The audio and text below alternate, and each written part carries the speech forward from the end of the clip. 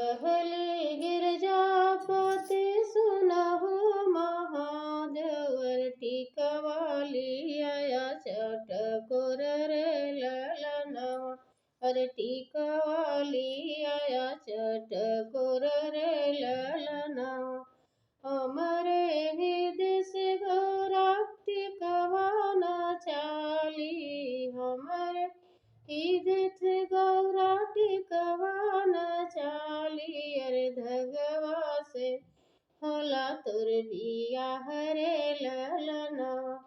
अरे धगवा से होला तुर बियाह रे ललनवा। कहली गिरजापति सुनहु महादेवर हरवाली आया चटकोर रे ललनवा।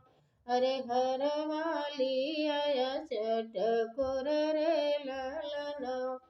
हमरे हृदय से गौरा हरवान चाली।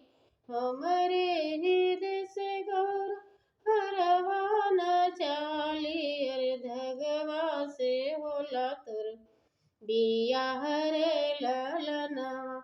अरे धगवा से होला तुर बियाह रे ललनवा। कहली गिरजापति सुनहु महादेवर सेनुराली आया चटकोर रे ललनवा। अरे सेनुराली आया चटकोर रे ललनवा। हमरे हृदय से गौरा सेनुरा न चाली। हमरे हृदय से गौरा सेनुरा न चाली। अरे भभूति से होला तुर बियाह रे ललनवा।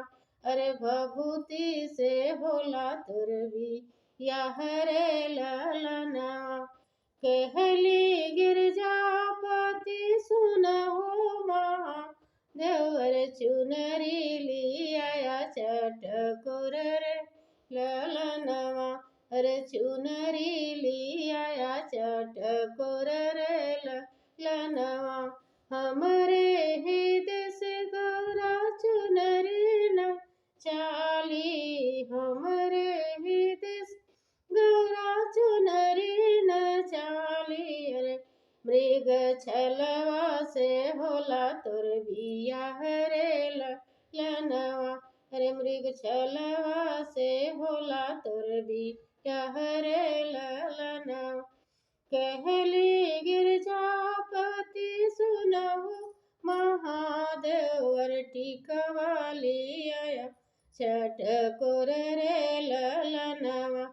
अरे सेनुराली आया चटकोर रे ललनवा।